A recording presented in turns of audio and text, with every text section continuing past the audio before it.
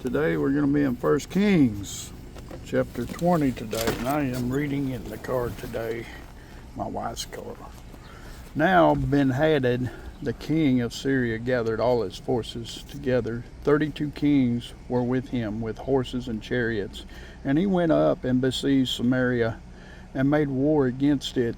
Then he sent messengers into the city of Ahab, king of Israel, and said to him, "This says Ben-Hadad, your silver and your gold are mine, your loveliest wives and children are mine." And king of Israel answered and said, "My lord, O king, just as you say, I and all that I have are yours." Then the messengers came back and said, "This speaks Ben-Hadad, saying, Indeed, I have sent to you, saying, You shall deliver to me your silver and your gold, your wives and your children. But I will send my servants to you tomorrow about this time, and they shall search your house and the houses of your servants. And it shall be that whatever is pleasant in your eyes, they will put it in their hands and take it." So the king of Israel called all the elders of the land and said, "Notice, please, and see how this man seeks trouble, for he sent to me for my wives, my children, my silver, and my gold, and I did not deny him."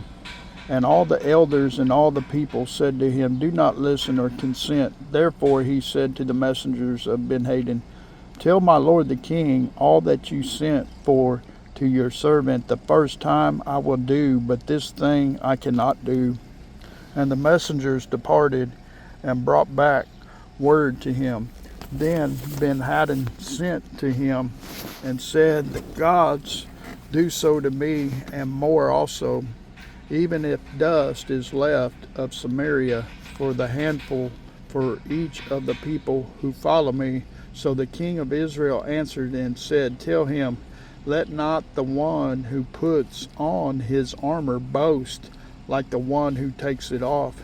And it happened when Ben-Hadad heard this message, as he and the kings were drinking at the command post, that he said to his servants, "Get ready." And they got ready to attack the city. Suddenly a prophet approached Ahab, king of Israel, saying, "This says the Lord, you have seen all this great multitude. Behold, I will deliver it into your hands today, and you shall know that I am the Lord." So Ahab said, "By whom?" And he says, "This says the Lord, by the young leaders of your province." Then he said, "Who will set the battle in order?" And he answered, "You." Then he mustered the young leaders and the provinces, and there were 232. And after them he mustered all the people, all the children of Israel, 7,000. So they went at noon. Meanwhile Ben-Hadad and the 32 kings helping him were getting drunk at the command post. The young leaders of the provinces went out first, and Ben-Hadad sent out a patrol, and they told him, saying, "Men are coming out of Samaria." So he said, "If they have come out for peace, take them alive, and if they have come out for war, take them alive." And these young leaders of the provinces went out of the city with the army which followed them, and each one killed his man. So Syrians fled, and Israel pursued them. And Ben-Hadad, the king of Syria, escaped on a horse with the cavalry. Then the king of Israel went out and attacked the horses and the chariots and killed the Syrians with a great slaughter. And the prophet came to the king of Israel and said to him, "Go, strengthen yourself, take note, and see what you should do, for in the spring of the year the king of Syria will come up against you." Then the servants of the king of Syria said to him, "Their gods are gods of the hills, therefore they were stronger than we. But if we fight against them in the plain, surely we will be stronger than they." So do this thing, dismiss the kings, each from his position, and put the captains in their places, and you shall muster an army like the army that you have lost, horse for horse and chariot for chariot. Then we will fight against them in the plain. Surely we will be stronger than they. And he listened to their voice and did so. So it was in the spring of the year that Ben-Hadad mustered the Syrians and went up to Aphek to fight against Israel. And the children of Israel were mustered and given provisions, and they went against them. Now the children of Israel encamped before them like two little flocks of goats, while the Syrians filled the countryside. Then a man of God came and spoke to the king of Israel and said, This says the Lord, because the Syrians have said, The Lord is God of the hills, but he is not God of the valleys. Therefore I will deliver all this great multitude into your hand, and you shall know that I am the Lord. And they encamped opposite each other for 7 days. So it was that on the seventh day the battle was joined, and the children of Israel killed 100,000 foot soldiers of the Syrians in one day. But the rest fled to Aphek into the city. Then a wall fell on 27,000 of the men who were left, and Ben-Hadad fled and went into the city, into the inner chamber. Then his servants said to him, Look, now we have heard that the kings of the house of Israel are merciful. Kings, please let us put sackcloth around our waist and ropes around our heads and go out to the king of Israel. Perhaps he will spare your life. So they wore sackcloth around their waist and put ropes around their heads and came to the king of Israel and said, Your servant Ben-Hadad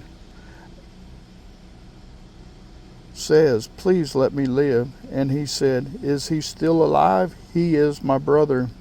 Now the men were watching closely to see whether any sign of mercy would come from him, and they quickly grasped at this word and said, Your brother Ben-Hadad. So he said, Go bring him. Then Ben-Hadad came out to him, and he had him come up into the chariot. So Ben-Hadad said to him, The cities which my father took from your father I will restore, and you may set up marketplaces for yourself in Damascus, as my father did in Samaria. Then Ahab said, I will send you away with this treaty. So he made a treaty with him and sent him away. Now a certain man of the son of the prophet said to his neighbor, By the word of the Lord, strike me, please.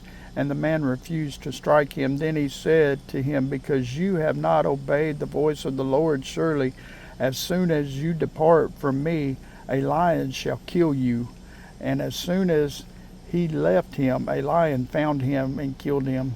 And he found another man and said, Strike me, please. So the man struck him, inflicting a wound. Then the prophet departed and waited for the king by the road, and disguised himself with a bandage over his eyes.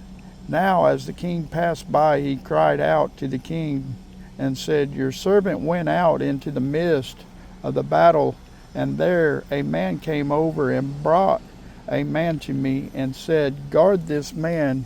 If by any means he is missing, your life shall be for his life, or else you shall pay a talent of silver. While your servant was busy here and there, he was gone. Then the king of Israel said to him, So shall your judgment be. You yourself have decided it. And he hastened to take the bandage away from his eyes, and the king of Israel recognized him as one of the prophets. Then he said to him, This says the Lord, because you have let slip out of your hand a man whom I appointed to utter destruction. Therefore your life shall go for his life, and your people for his. So the king of Israel went to his house sullen and displeased, and came to Samaria.